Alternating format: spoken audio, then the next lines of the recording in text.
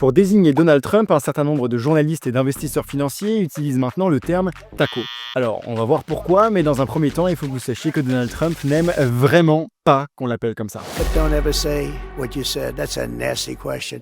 Alors, taco, c'est pour Trump always chickens out, comprenez en français Trump se dégonfle toujours, et ça vient du fait que depuis sa prise de fonction, Donald Trump annonce régulièrement en grande pompe de nouvelles taxes douanières pour ensuite souvent revenir sur ce qu'il a dit, au moins partiellement. On va revenir donc sur l'incroyable volte-face de Donald Trump. Qu'est-ce qui a donc fait reculer Donald Trump ?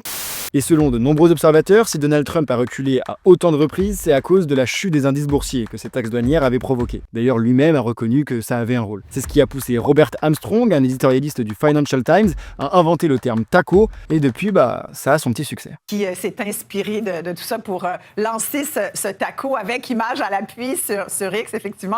Et alors, comment expliquer que les annonces de taxes douanières de Donald Trump aient un effet aussi négatif sur le cours des actions de nombreuses entreprises ? Il suffit de se projeter. Imaginons que je possède des actions Apple. Si j'anticipe que cette entreprise, qui est basée aux États-Unis, va devoir payer presque 2 fois plus cher ses composantes importées de Chine, et Dieu sait qu'il y en a beaucoup, alors j'anticipe que cette entreprise va perdre en rentabilité. Donc je vais avoir intérêt à me débarrasser des actions. Sauf si j'anticipe que Donald Trump bluffe, auquel cas je vais plutôt conserver mes actions, convaincu que tout ce tumulte qu'a déclenché Donald, c'était que du vent. You are fake news. Trump a donc perdu en crédibilité auprès des marchés financiers. D'ailleurs, les bourses du monde entier, dont Wall Street, réagissent de manière beaucoup moins immédiate et prononcée à ces annonces que ce n'était le cas il y a 5 mois. Mais bon, malgré tous ces revirements, le président américain est bel et bien à l'origine de la plus grosse hausse des taxes douanières aux États-Unis depuis près d'un siècle.